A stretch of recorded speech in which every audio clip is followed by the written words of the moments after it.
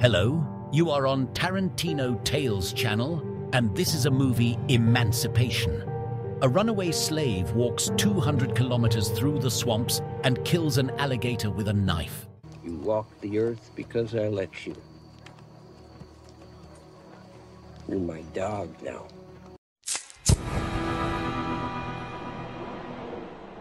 The movie, based on true events, begins with a historical background. On January 1st, 1863, Abraham Lincoln announced the emancipation of the slaves. The camera pans over Louisiana swamps. In the cotton fields, dozens of black slaves are laboring. Armed horse guards and overseers with dogs scurry between them. The protagonist, a slave named Peter, and his family find solace in the Bible. The overseers drag him into the street despite his furious resistance. Only threatening his wife, the whites are able to handle the rampaging slave. Shoving Peter into a cage with the others, they take him away. The family runs after the bandage, but the guards chase them away. The cage rolls along the cotton plantations, passing estates topped with the heads of escaped blacks. The cart arrives at the Confederate camp where the wounded are treated, cannons cleaned, and soldiers gain strength. The newcomers are dragged out and led through the mud with a single chain. A railroad is being laid nearby. Peter witnesses an exhausted slave being shot as he collapsed without strength. Later, the hero tries to help his partner, who also fell down. The guard points a gun at Peter, but the appearance of two horsemen interrupts the quarrel. Peter returns to work, but is closely followed by a bounty hunter named Fassel, who later branded another fugitive. In the evening, the guards sneak a beaten and senseless black man into the communal cage. The hero cheers up his fellow fugitives, reminding them that God is with them, but not everyone shares his views. In the morning, the slaves continue to labor for the benefit of their white masters. The guards call a break to quench their thirst, but the defiant Peter, spotted since last time, is denied the privilege. He continues to carry the weights. Peter accidentally overhears the guards discussing Lincoln's order to free the slaves. The conversation is interrupted by an outburst of anger. One of the guards takes his anger out on the slave boy. Peter stands up for him. He's again threatened with a pistol, but Fassel intervenes. With a whistle, he told his subordinate to put the gun away so as not to spoil a valuable asset. In the evening, the hunter approaches the cage to remind the hero that he is alive only because of him. So that this information is better imprinted in the brain, the next day, Fassel keeps the dog on a short leash near tied-up Peter. If he loosens his grip, the beast gnaws at the slave. At dinner, the hero tells his comrades about Lincoln's order. If they get to Baton Rouge, where the army of the Northmen is located, they will be free.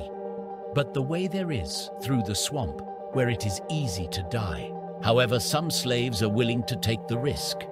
Soon, Peter is told to remove the dead old man. He drags the body to a pit full of dead slaves, where he drops another corpse.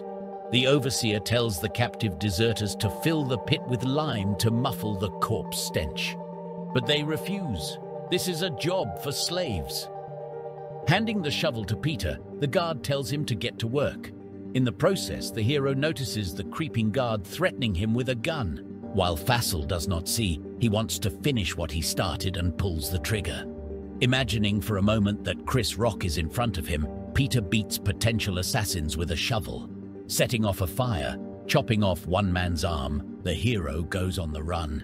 Then the rest of the captives scatter. The guards do not have time to shoot the fleeing, but some of them fall dead. Fassel aims at Peter, but the bullet hits a nearby tree.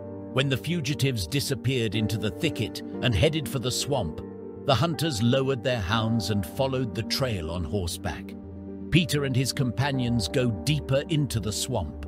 Bog and poisonous buggers under their feet, and on their heels come hungry dogs and bloodthirsty hunters. As they cross the fields, the pursuers almost overtake the slaves, but they rush into the water where alligators can be seen. Only one remains on the shore and is chomped by dogs instead of the reptile. Having reached the opposite shore, the slaves continue their journey under the shouts of a lagging fellow. Fassel calls off the dogs and interrogates the wounded man, promising freedom for information. He learns that the fugitives want to reach the Baton Rouge, after which he releases the prisoner. But hardly does he enter the water, the hunter pulls out a revolver and shoots him in the back. The hunters split up to take over a larger area.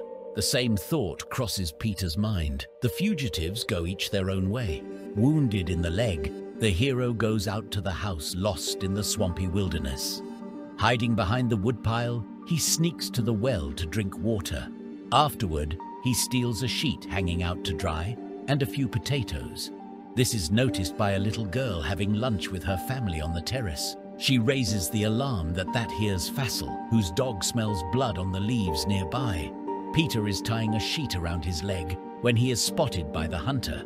The rider rushes to the cutoff as the hero sneaks along the canals. Discarding the blood-soaked rags, Peter crawls across the trail and hides under a snag. While the hunters wonder where he might have moved, the hero dives into the muddy slurry to avoid giving himself away. Fassel notices an alligator and suspects that next to the predator slave would not survive. The hunters gallop onward. The hero is climbing out of the water when suddenly an alligator comes out and bites him in the ass. Peter, with the help of luck, of a found stick and a prudently taken earlier knife, manages to explain the predator who is the crown of creation and who is the creeping creature. Peter waiting out the night on a tree away from the ground and predators. With a knife, he forges out the alligator's stuck teeth. In the morning, the hunters stumble upon the corpse of an innocently killed alligator.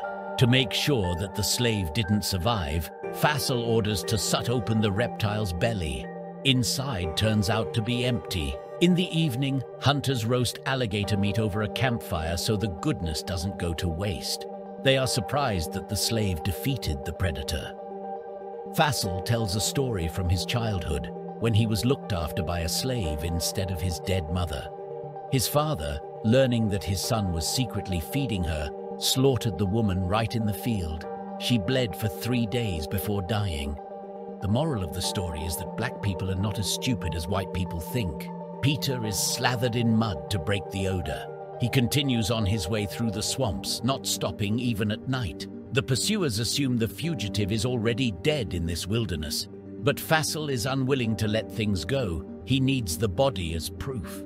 The hero goes out to the hunting cabin, set on stilts among the swamps. Having climbed inside, he's reinforced with supplies he's found, not forgetting to look around fearfully from above. Isn't someone riding a horse? Firing a knife on the unburnt embers, he cauterizes the wound on his thigh. Then, having gathered coal in a bucket, he climbs up the tree to the beehive. Smoking out the owners, Peter collects a honeycomb of honey. Meanwhile, in the middle of the swamp, Fassel stumbles upon drops of blood on the bushes. Looking around, he notices smoke above the trees and races towards it. Peter climbs into the boat, preliminarily throws the snake out of it, and gets away before he can get himself killed by his pursuers. Fassel reaches the cabin, where he realizes from the tracks that the fugitive was here and most likely floated away on the water. Swimming to the depths, Peter allows himself to relax a bit and refresh himself with honey. He wades across the land in the distance, from where he continues on foot. Fassel finds an abandoned boat and continues his pursuit. At this time, Peter runs into one of the men he ran with at first. Threatening with a revolver, he asks if he's brought the dogs, but the hero, discovered a wild onion, offers to rub themselves with it to throw off the trail. The fugitives split up to hide. Peter, like a hobbit, hides in the roots of trees. The hunters, along with their dog, find a slave sitting at the top. He refuses to get down, and Fassel takes him down with a shot. The wounded fugitive falls to the ground. The slave is interrogated, but he doesn't give Peter up, even when his throat is slit to save a bullet. The hunter cuts off the slave's head as proof. Telling the helpers to return to camp, Fassel continues his search. Peter's wife, who has been left on the plantation with the children, learns that she has been sold to a new owner. She will be separated from her children and given a new husband to breed and multiply, increasing the owner's wealth. She tells this to her eldest daughter. Girl says that they must run away so they won't be separated, but the mother has a different plan. She tells her daughter to go to the barn after work. There, a woman sticks her hand into a cotton processing machine, and the hand ground to dust spoils the slave's marketable appearance. Peter, on his wanderings, comes out to a burning manor house. There are a herd of frightened horses scurrying around and dead bodies lying on the lawn. With a knife at the ready, the hero goes inside and fumbles around the rooms. Noticing a table set up, he satisfies his hunger until attention is drawn to an extraneous noise. In the next room, amidst a pile of corpses, he notices a black-skinned girl strumming the strings of a harp. Peter carries the girl outside. As she dies, she gives him her cross. At that moment, he is taken at gunpoint by a hunter with a rifle. Told to throw away the knife, the hunter orders Peter to go with him. But the hero, remembering his former life as Muhammad Ali, knocks out his opponent with a hook. Taking the rifle, Peter wounds the second pursuer and then knocks him out with the butt. Hearing barking, Peter runs away. Fassel pulls up to the house and sees the dead bodies. And when a wounded subordinate tells him where the fugitive ran to, he shoots him in cold blood. Penalty for incompetence. Fussell is stalking Peter in the fields when he freezes in place and kills a dog with a pistol shot. At dawn, the fugitive reaches the riverbank. There has been a battle, soldiers' bodies and smoke everywhere. Exhausted, Peter lies on his back among the dead and looks up into the clouds that the wind is driving across the sky. Suddenly, a cannonade sounds in the distance. Some ship is shelling the fortifications on the shore nearby. Hoping to find Lincoln there, Hero runs forward, but is cut down by Fassel on his horse. The hunter beats the slave with a whip. Then he dismounts from his horse and holds out the meat, just like a dog, telling him to serve diligently. But Peter does not obey. Then the hunter takes out a revolver and points it at the fugitive. A shot rings out. Catching his throat, Fassel falls, choking on his own blood. Peter is surrounded by black men in uniform, the Colored Army of Louisiana serving President Lincoln. They take the hero with them to render him aid. Peter regains consciousness in a field hospital crowded with the wounded. Nearby cannon shots are heard. He repeats that he needs to see his family, but the nurse insists that he should regain his strength and recover. The camp is buzzing with life. The blacks who got here are slowly settling in. Peter is asked how old he is, but he has no idea. He tells about his previous owner from a cotton plantation and his escape from the railroad. He tells the officer that he must find his family, but the officer reminds him that they're in an army camp in the midst of the Civil War. The hero is given the choice of working for the supply or enlisting as a soldier in the North. Peter chooses the latter. At the location of the squad, he finds a third traveling companion with whom he escaped. He managed to get there too. In line for uniforms, the hero is distracted by two gentlemen who need to talk to him. They are photographers who want to capture Peter's image for posterity, particularly his back, scarred with gruesome whiplash scars. Soon the hero is dressed in black, which is not the first time he's done so. He converses with the commander, who was born a free man. The commanders discuss tactical plans. In the morning, a squad of colored men goes on the attack. The officer pushes an inspirational speech about them fighting for their freedom. To the drum beat, they march past the lying wounded and dead.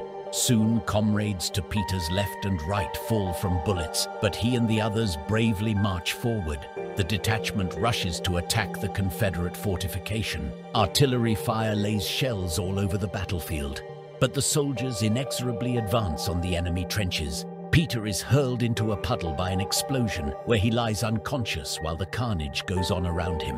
When he wakes up, he crawls forward, watching as his squad rushes forward under enemy fire. The battle is partially moving into the hand-to-hand phase. The trenches are being mopped up with bayonets. Peter, lying in cover, fires his rifle, hiding behind corpses from return fire. He helps the wounded man to find peace, after which he crawls onward with his rifle. Finding a wounded companion, the hero cheers him up. Then he leads the remaining fighters in another attack.